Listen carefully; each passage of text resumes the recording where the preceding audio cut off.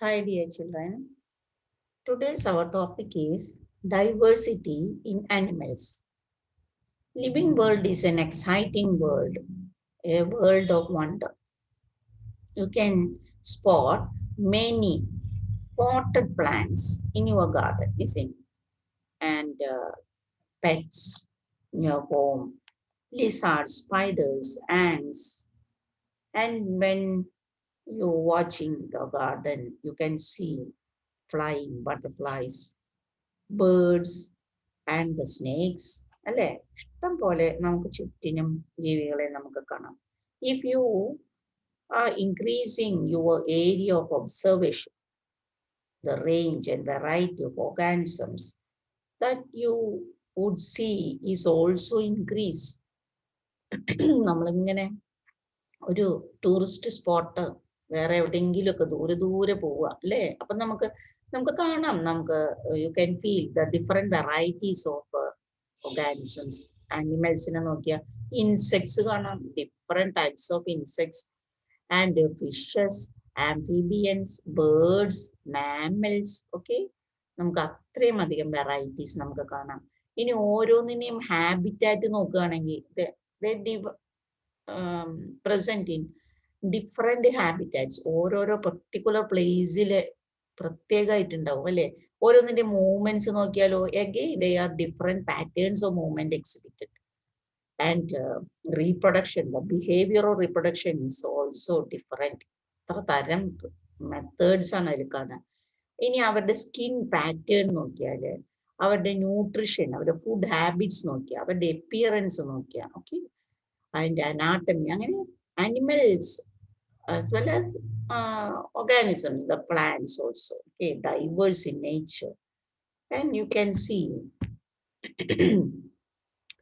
observing the organisms, just as seeing which all the types seen around us is the diverse forms present. നോക്കൂ, ഇതിപ്പോൾ ഞാൻ നിങ്ങൾക്ക് വേണ്ടിയിട്ട് എൻ്റെ വീട്ടിൽ വന്ന ഒരു ഗസ്റ്റിനെ പരിചയപ്പെടുത്തിയതാണ്. ഇങ്ങനെ കണ്ടിട്ടുണ്ടോ?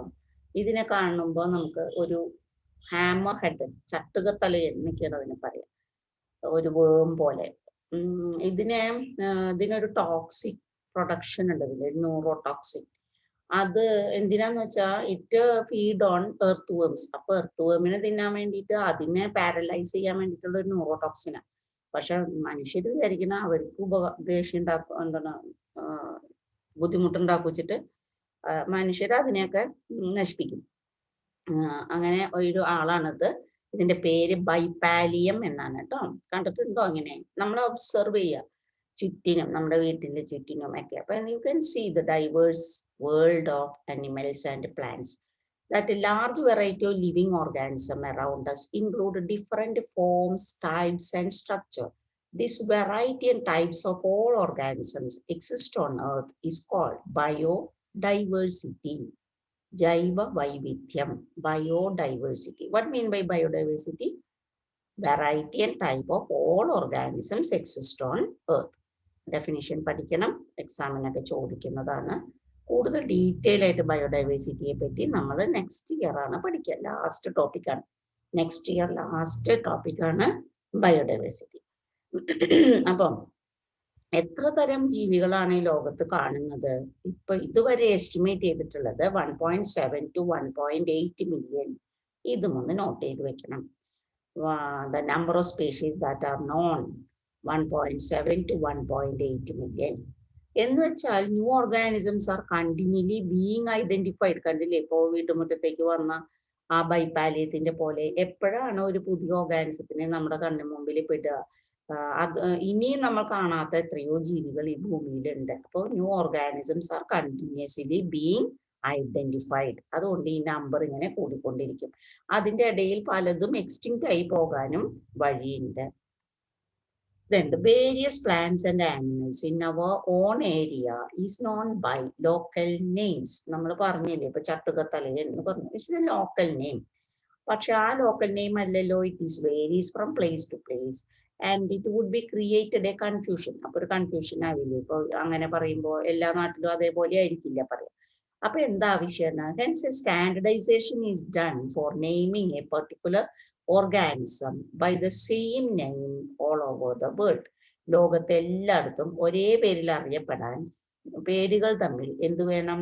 Yes, a standardization. That process of standardization for naming a particular organism all over the world as a single name, that process is called nomenclature. And nomenclature എന്ന ഈ ഒരു പ്രോസസ്സ് ചെയ്യുന്നത് 2 കമ്മീഷൻസ് ആണ് ലോകത്തില്. അതിന് 2 ഒരു പർട്ടിക്കുലർ ഇൻസ്റ്റിറ്റ്യൂഷൻസിനെ അത് ഏർപ്പാടാക്കിയിട്ടുണ്ട്. അതൊക്കെ ഏതൊക്കെയാണ്?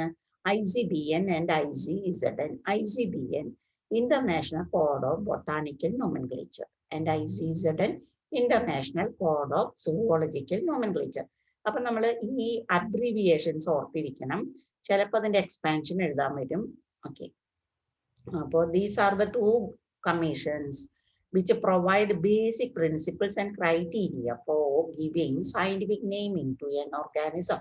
അപ്പോൾ ഒരു ജീവിക്ക് നമ്മളൊരു കോമൺ നെയിം, എല്ലാവരും യൂണിവേഴ്സൽ നെയിം ഉണ്ടാക്കണം എന്നുണ്ടെങ്കിൽ ഇവര് പ്രൊവൈഡ് ചെയ്യുന്ന ക്രൈറ്റീരിയ, പ്രിൻസിപ്പിൾസ് വെച്ചിട്ട് വേണം. അങ്ങനെ സയന്റിഫിക് നെയിംസ് ആ സയന്റിഫിക് നെയിം ഡെവലപ്പ് ചെയ്യും. And ensures each organism has only 1 name. അതാണ് ഈ കമ്മീഷന്റെ റെസ്പോൺസിബിലിറ്റി. ആൻഡ് അങ്ങനെ ഈ കമ്മീഷൻ ഉണ്ടാക്കിയ ഒരു term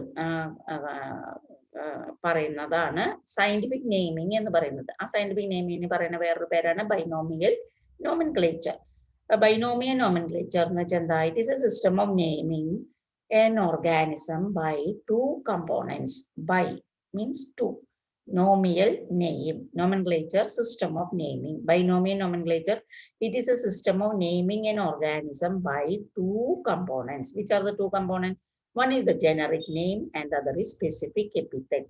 Genus name, species name. പഠിച്ചിട്ടില്ലേ? ആ 2 പേരുകൾ അതാണ് കമ്പോണൻസ് ആയിട്ട് വർക്ക് ചെയ്യുക. 2 കമ്പോണൻസ്. അപ്പൊ നമ്മളൊരു എക്സാമ്പിൾ പറയുകയാണെങ്കിൽ Mangifera indica is a scientific name of mango. അതിന്റെ കൂടെ ലിൻ എന്ന് കൂടി കൊടുത്തിട്ടുണ്ട്. അപ്പോ ഈ Mangifera indica Lin, which are the 3 terms indicate? That is, Mangifera, it indicates or it represents genus. Mango എന്ന അതിന്റെ പ്ലാന്റിന്റെ ജീനസ് നെയിം ആണ് Mangifera. Species name Indica. Then what is Lin? It represents the name of author who was first described it. ഇതാരാണ് ആദ്യം ഈ പ്ലാന്റിനെ ഇങ്ങനെ ഇത്ര കണിശമായി ഇന്ന ജീനസ്, ഇന്ന സ്പീഷീസ് എന്നൊക്കെ റെക്കഗ്നൈസ് ചെയ്തത്? ആ ഡിസ്ക്രൈബ് ചെയ്ത ആളുടെ പേര് അതിന്റെ കൂടെ കൊടുക്കുന്നു. അപ്പോ ദാറ്റ് ഈസ് ലിൻ. ലിന്നസ്.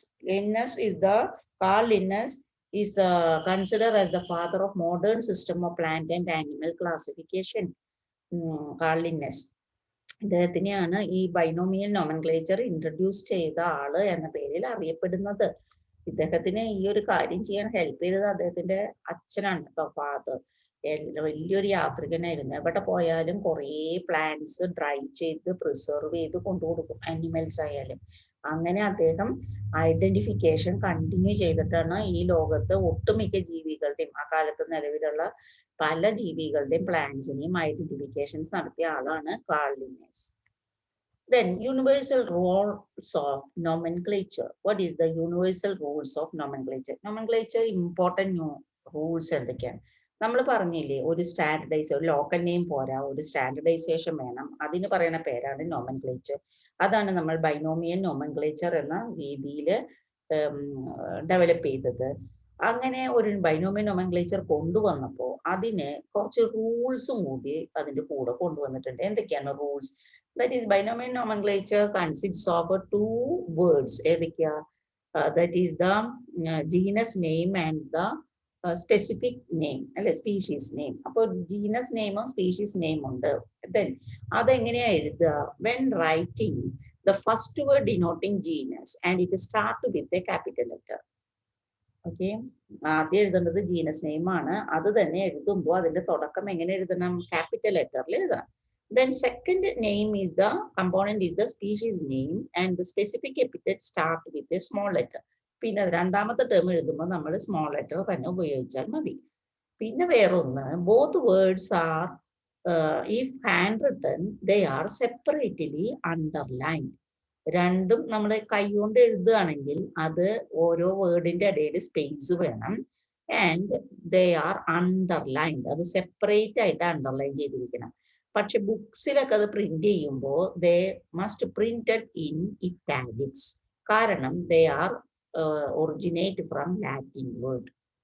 അപ്പൊ ഐഡിയ കിട്ടിയല്ലോ. That are the rules. അപ്പൊ റൂൾസ് ചിലപ്പോൾ ചോദിക്കാം എക്സാമിന്. മാഞ്ചിഫെറ ഇൻഡിക്ക പല രൂപത്തിൽ എഴുതി തന്നിട്ട് ഇതിൽ കറക്റ്റായ സയന്റിഫിക് നെയിം ഏതാണ്, എന്തുകൊണ്ടാണ് നിങ്ങളത് തിരഞ്ഞെടുത്തത് എന്നൊക്കെ പറയാം. ദെൻ നമ്മൾ പഠിച്ചുകൊണ്ടിരുന്നത് classification. Classification is grouping of organism into convenient categories based on common characteristics. നമ്മളിപ്പോൾ ഒരു ബൈനോമിയൽ നോമൻക്ലേച്ചറിലേക്ക് വരണമെങ്കിൽ നമ്മൾ ആദ്യം തന്നെ ചെയ്യേണ്ടത് എന്താ? ഒരു ഗ്രൂപ്പ് ഓഫ് ഓർഗാനിസത്തിനെ പിടിച്ചിട്ട് ഒന്ന് ക്ലാസിഫൈ ചെയ്ത് നോക്കണം, അല്ലേ? സിമിലാരിറ്റീസ്, ഡിസിമിലാരിറ്റീസ് കണ്ടെത്തി അതിനെ കാറ്റഗറൈസ് ചെയ്യണം. അങ്ങനെ കാറ്റഗറൈസ് ചെയ്യുമ്പോൾ നമുക്ക് ഓരോരോ കാറ്റഗറി കിട്ടും. ഫോർ എക്സാമ്പിൾ, ഇപ്പൊ ഈ പിക്ചർ കാണുമ്പോൾ നിങ്ങൾക്ക് ഒരു കാറ്റഗറി ഓർമ്മ വരും. എന്താണത്? ആസ് മാംഗോസ് അല്ലെങ്കിൽ മാംഗോ ട്രീസ്. ഓക്കെ, അപ്പോൾ ആ category, that category which having the similar characteristics. അതിന്റെ കൂടെ നമ്മൾ ഒരു പ്ലാവിന്റെ ഓർക്കില്ലല്ലോ, അല്ലെങ്കിൽ പനേനെ ഓർക്കില്ലല്ലോ, തെങ്ങിനെ ഓർക്കില്ലല്ലോ, ഇല്ല. ഈ മാംഗോ ട്രീസ് എന്ന് പറയുമ്പോൾ നമ്മുടെ മനസ്സിൽ വരുന്നത് ഒരു പെർട്ടിക്കുലർ കാറ്റഗറിയാണ് which share common features. That particular category is called taxa. Taxa means plural, taxon singular. Okay, then അപ്പൊ നമുക്ക് പ്ലാന്റ്സ് എന്ന് പറഞ്ഞ ഒരു കാറ്റഗറി, അനിമൽസ് എന്ന് പറഞ്ഞ ഒരു category, that is A taxon. Then mammals is A mammal എന്ന് പറഞ്ഞ ഒരു ടാക്സോൺ. സ്പീഷീസ് എന്ന് പറഞ്ഞാലും ഒരു taxon, that is A specific features for that particular group of organism. അങ്ങനെ നമ്മൾ ടാക്സ, പല പല ടാക്സ അല്ലെങ്കിൽ കാറ്റഗറീസ് ആക്കിയിട്ട് നമ്മൾ സിമിലാരിറ്റി ഡിസിമിലാരിറ്റി വെച്ച് തിരിക്കുമ്പോൾ ആ ഒരു പഠനത്തിന് പറയുന്ന പേരാണ് taxonomy. What is taxonomy? It is the classification of organisms based on common features by identifying similarities and dissimilarities between them. അപ്പോൾ taxonomy include which all the steps included under taxonomy? It include identifying, classifying, naming of organism based on common features shared in ICBN and ICZN. അപ്പോൾ ആ പ്രത്യേക commissions പറയുന്ന തരത്തിലുള്ള common features ഉണ്ടോ എന്ന് നോക്കിയിട്ട് കിട്ടിയ ഒരു ഓർഗാനിസത്തിനെ ഐഡന്റിഫൈ ചെയ്യുക, ക്ലാസിഫൈ ചെയ്യുക, അതിനൊരു പേര് കൊടുക്കുക. ഇത്രയും ചെയ്യുന്നതിനെയാണ് ടാക്സോണമി എന്ന് പറയുന്നത്. അതിന്റെ ഡെഫിനിഷൻ പഠിക്കണം. ഐ ഡിഫൈൻ ടാക്സോണമി എന്നൊക്കെ പറഞ്ഞാൽ ഇത് എഴുതാം. Then what is systematics? എന്താണ് ഇതിൽ നിന്ന് സിസ്റ്റമാറ്റിക്സിനുള്ള വ്യത്യാസം? Here the relationship of evolutionary relationship of organisms also consider. നമ്മൾ ഗ്രൂപ്പായി തിരിച്ചാൽ മാത്രം പോരാ. ഇപ്പൊ പ്ലാന്റ്സ്, മാമൽസ്, റെപ്റ്റൈൽസ്, അങ്ങനെ നമ്മളിപ്പോ വേറെ വേറെ തിരിച്ചു എന്ന് വിചാരിക്കും. എന്തെങ്കിലും റിലേഷൻഷിപ്പ് അവർ തമ്മിലുണ്ടോ? Any evolutionary relationship, any common ancestry between them എന്നുകൂടി കണ്ടെത്തിയിട്ട് ആ ടാക്സ, ഓക്കെ, ഡിഫറെന്റ് കാറ്റഗറീസിനെ ഏറ്റവും ലോവസ്റ്റ് കാറ്റഗറി ഏതാണ്, എവല്യൂഷണറിലി ഏറ്റവും പിന്നെ വരുന്നത് ഏതാണ് എന്ന് വെച്ച് ഒന്ന് അറേഞ്ച് ചെയ്യുകയാണെങ്കിൽ അതിന് പറയും the hierarchy, taxonomic hierarchy of systematics എന്ന് പറയും.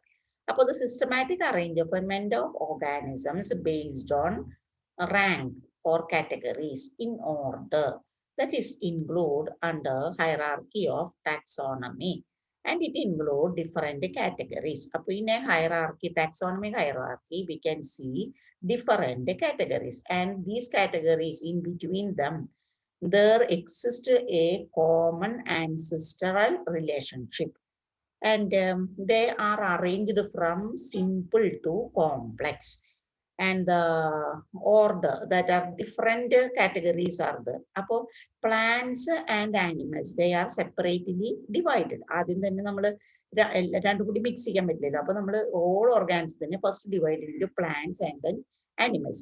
അപ്പൊ ആനിമൽസ് ആണെങ്കിൽ they are divided into different categories. The largest or highest categories kingdom, അതിനകത്ത് ഡിഫറെന്റ് ഫൈല, ആൻഡ് അതിനകത്ത് കുറെ ക്ലാസുകൾ, അതിനകത്ത് ഓർഡറുകൾ, അതിനകത്ത് ഫാമിലി, അതിനകത്ത് ജീനസ്, അതിനകത്ത് സ്പീഷീസ്. ഓക്കെ, എന്നാൽ ആനിമൽസിനെ അങ്ങനെ ഡിവൈഡ് ചെയ്യുമ്പോൾ പ്ലാന്റ്സിനെ നമുക്ക് കാണാം ഫൈലത്തിന് പകരം അവിടെ പറയുന്ന വേർഡ് ഡിവിഷൻ എന്നാണ് ആ ഗ്രൂപ്പിന്റെ പേര് എന്ന് കാണാം.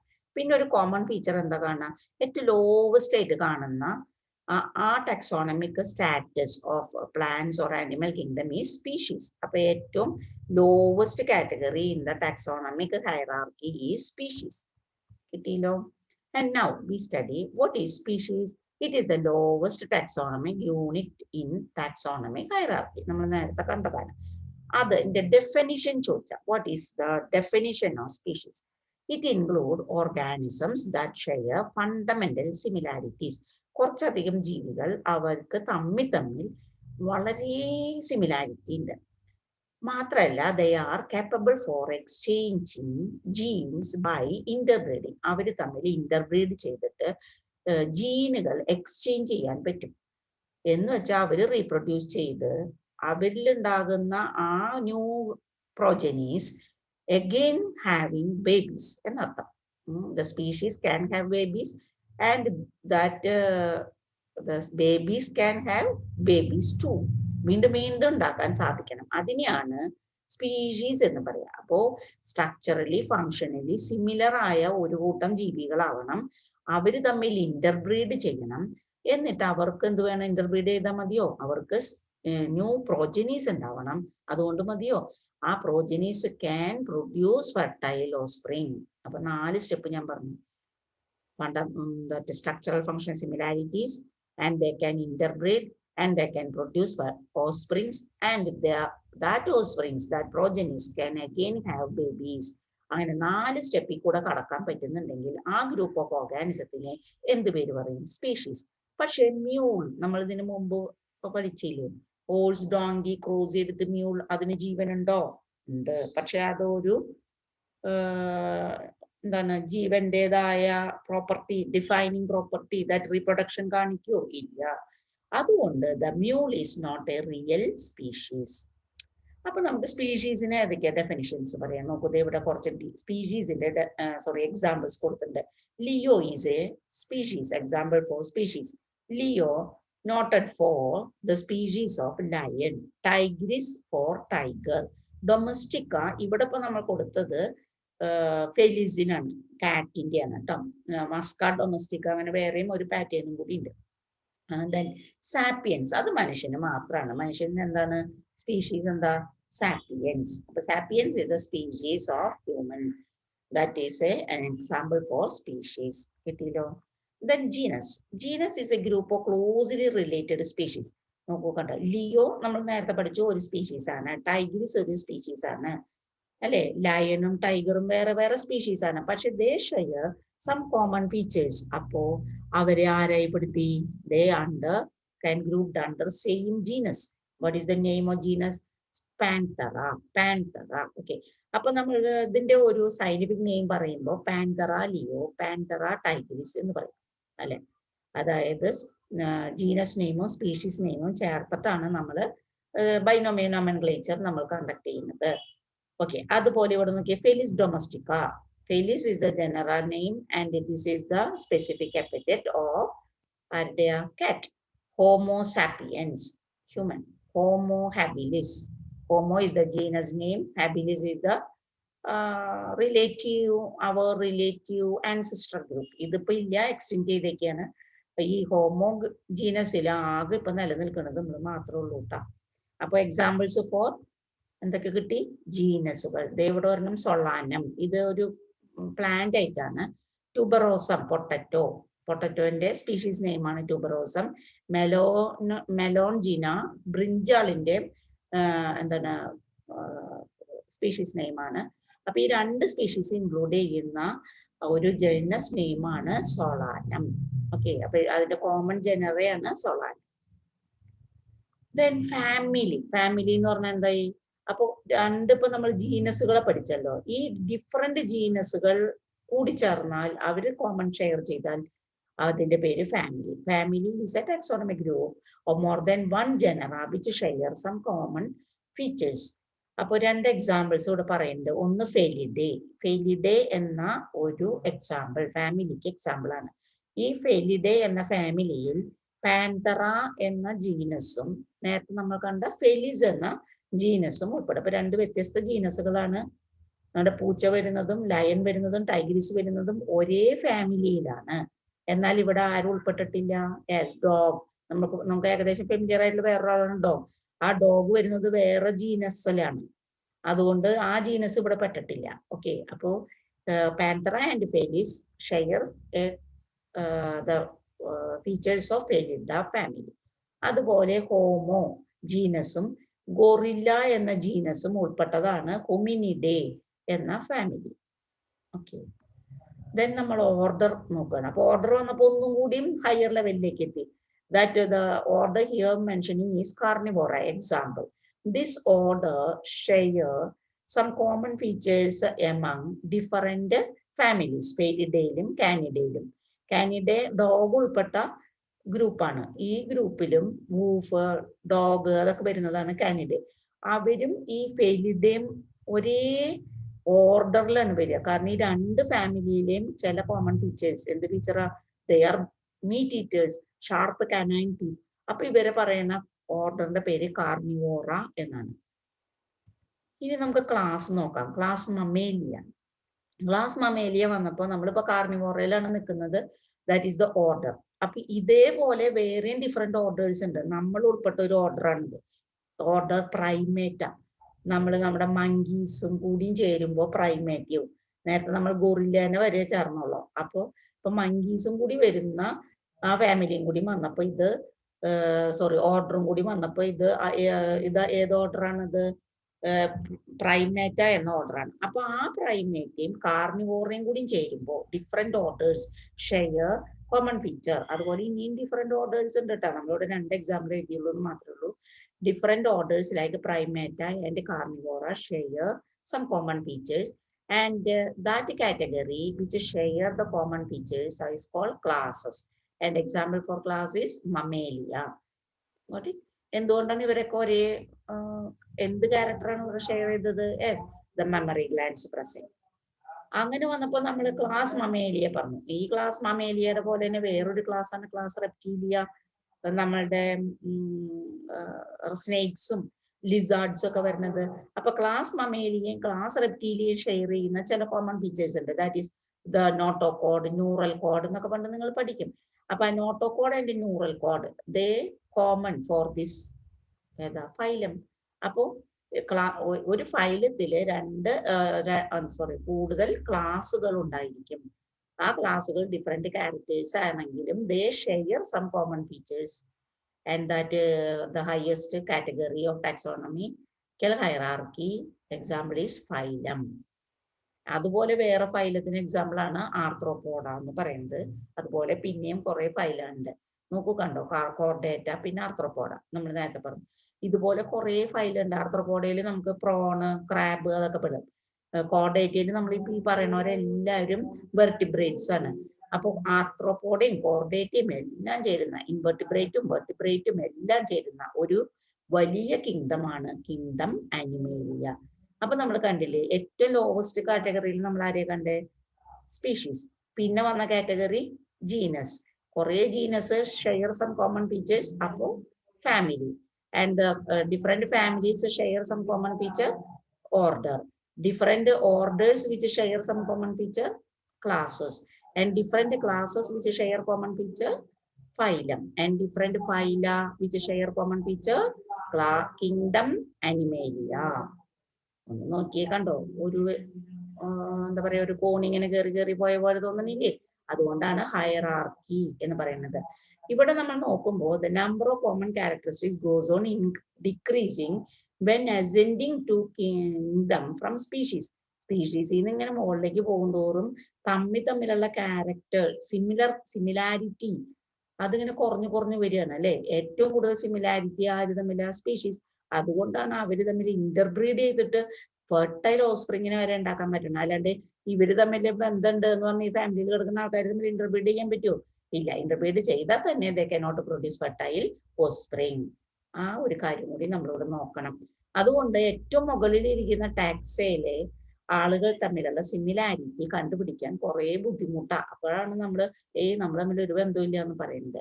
ഓക്കെ, അപ്പൊ പരീക്ഷയ്ക്ക് വരുന്ന ഒരു ക്വസ്റ്റ്യൻ എന്താ വെച്ചാൽ the hierarchy of biological classification തന്നിട്ട് ഇതിങ്ങനെ സ്പ്ലിറ്റ് അപ്പ് ആയിട്ട് തരും. നേരത്തെ തന്നില്ലേ അതുപോലെയൊക്കെ തന്നിട്ട് ഇതേപോലെ ഓർഡറിലാക്കാൻ പറയും. അപ്പോ നിങ്ങൾക്ക് ഓർമ്മിക്കാൻ ഞാൻ വേറെ ഒരു ചെറിയ ടിപ്പ് പറയാം.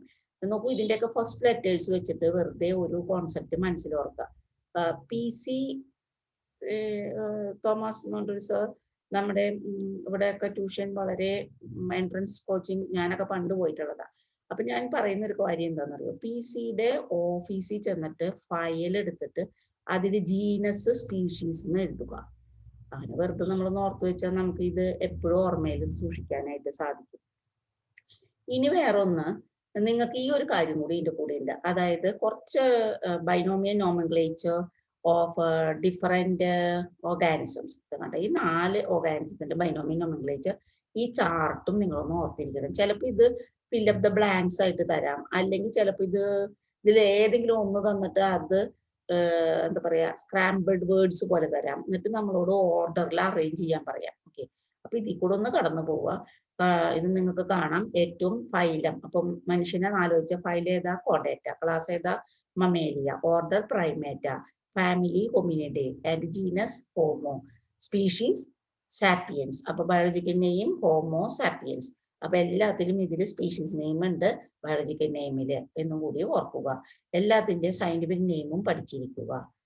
Okay, man, house fly, mango and beet. That's all, children. Thank you.